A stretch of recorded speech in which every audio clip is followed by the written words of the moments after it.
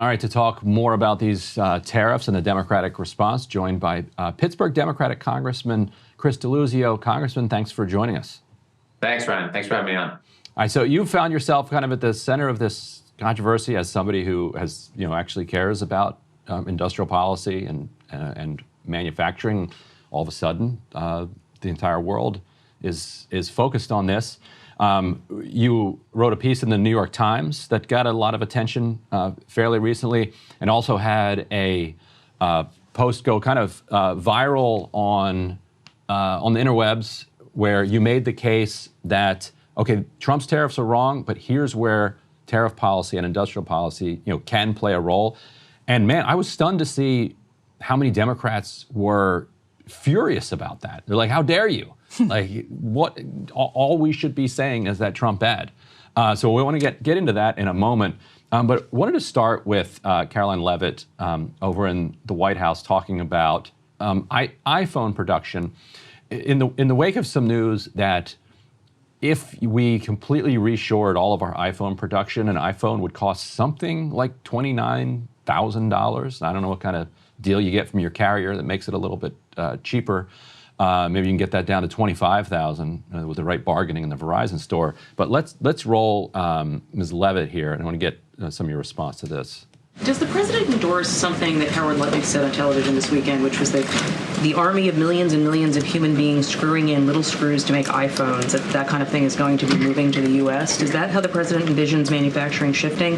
And if so, how long would that take, roughly? The president wants to increase manufacturing jobs here in the United States of America, but he's also looking at advanced technologies. He's also looking at AI and emerging fields that are growing around the world that the United States needs to be a leader in as well. So there's an array of diverse jobs, more traditional manufacturing jobs, as you discussed, but also jobs in advanced technologies. The president is looking at all of those. He wants them to come back home. But iPhones specifically, is that something that he thinks is the kind of technology that can move to the U.S.? Absolutely. He believes we have the labor, we have the workforce, we have the resources to do it. And as you know, Apple has invested $500 billion here in the United States. So if Apple didn't think the United States could do it, they probably wouldn't have put up that big chunk of change. So is this talk of $3,000 or $30,000 iPhones, is this fear-mongering to push back against decent industrial policy, or is this something that needs to be taken into consideration? Where do you come down on these questions of cost versus the ability to make a living? Ryan, your question gets to the heart of this, which is why the president's across-the-board blanket approach has been terrible, right? You cannot use this one tool of tariffs, throw them on everybody, and expect you're going to magically have manufacturing in this country. You got to look where there are trade cheats and be tough on enforcing them, and that's communist China around things like steel, for instance. You got to have the industrial policy. You got to incentivize manufacturing in this country. You need real policy from Washington to do it, especially when you've got sectors and companies here that have to compete with foreign competition that's being propped up by their governments. This is not some equal playing field. And I come back to the fundamental problem of what Trump did. Throwing tariffs on everybody, friend and foe alike, does not work. You got to be specific to the sector. You got to have industrial policy with it. And we're seeing the cost of this right now, and the way markets have responded, the way workers are responding. This isn't it. And that doesn't mean that you should ignore when a country like China breaks the rules. Tough enforcement includes things like targeted tariffs. I don't think people are comfortable with, say, slave labor making goods that get imported to this country. But that is so far afield from what Donald Trump just did. And we can't turn a blind eye to getting industrial policy right in this country. And if I were to channel a sentiment, I think some of the voters in your district who are still with Donald Trump, I don't know how many it is, but I presume some people, just knowing the Republican electorate, will probably say to you, Congressman, well, if it's not Donald Trump, then what is it? Is it Kamala Harris? Is it, is my alternative some, moderate Republican? Nobody else wants to take on these problems quite like Donald Trump. And this gets to the point that Ryan was making when we were speaking earlier, that this is, you're almost an outlier in your own party, and it has to be sort of tough to convince other Democrats that there's a nuance that's important to talk about right now. We were talking before we went to air that you were on the front page of Politico in an article that's headlined, "Democrats find Trump's haphazard tariffs are uniting them on trade." But there's a quote in that piece from Charlotte Clymer. that says Democrats are pretty uniform, if not entirely, or this is from you, you say Democrats are pretty uniform, if not entirely uniform, making the case that what's happening right now is really dangerous. Charlotte Clymer says trying to offer nuance on Trump's disastrous tariffs policy in this moment is like telling someone with alcohol poisoning, you know, red wine in moderation is actually good for heart health. It's missing the point. It's bad messaging. Can I just get you to respond to that? Because I think there are probably a lot of Trump fans in your own district who say, well, what is my option? What's the alternative? You know, maybe this is crazy, but the alternative seems crazy to me too. Well, I think you get to the heart of whether saying the other guy is bad is just enough. I don't think it's good policy, and I don't think it's good politics, right? We now have Donald Trump in a second term in the presidency, and Democrats have lost the House and the Senate. I don't think us saying the other guy is bad, which we should say, and I am saying as a guy from the Rust Belt, trade policy right now is reckless and dangerous. We should say that. We got to tell the American people what the heck we're going to do if they trust us to govern in 2 years and 4 years. There is never a bad time to say what you're doing to protect your people when they're getting hurt and what you will do if you're trusted to govern. And I don't shy away from that ever. To that point, let's put up E3, which is your New York Times article. This ran about a month ago. You know, you could see this coming at the time. I'm a Rust Belt Democrat from a swing district. Anti-tariff absolutism is a mistake. And then let's put up E4. Let's play this SOT, which is what got the likes of Charlotte Clymer and others just absolutely livid at. It's about a minute, and let's roll that here.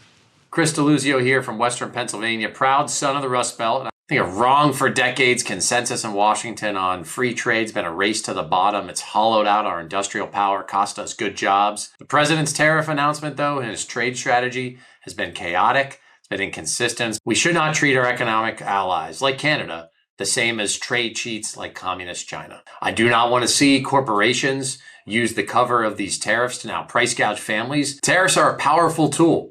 They can be used strategically or they can be misused. They've got to be used in sectors that make sense. They've got to be paired with real, meaningful industrial policies, pro-worker policies. I'm talking about tax incentives to juice American manufacturing, get those supply chains back home, to go after corporate price gouging and stock buybacks, and better protections for workers to have the freedom to form and join a union. We've got to get a better trade approach in this country, and we've got to put workers and American families at the heart of it. For me, from the left, it was kind of depressing to see something that seemed to me to be fairly straightforward and sensical treated as some type of capitulation to Trump. Like you listen to that, you're like, yeah, that all makes sense. Was that viral response, do you think, not real life and isolated on the internet? Does that represent a significant faction within the Democratic Party that is genuinely still, dug in on, pure free trade and against any industrial policy? How have your colleagues responded to this versus how it was received by the kind of blue sky public? Yeah, I mean, look, I'll say from where I sit in Western Pennsylvania and communities like mine across, say, the Rust Belt, people want us to have more manufacturing jobs. They want us to have a better trade policy. And overwhelmingly, they think what Donald Trump just did is not it, that it is a mistake. And I think we can chew gum and walk at the same time. We got to be able to criticize the other guy and say also what we think and believe.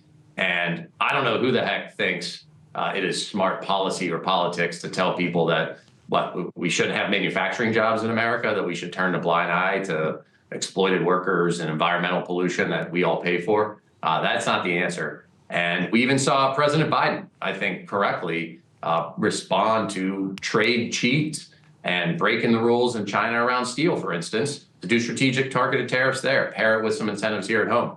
That is so far afield from what Donald Trump just did. And yet, I think you finally see some Democrats saying, okay, what he did was wrong.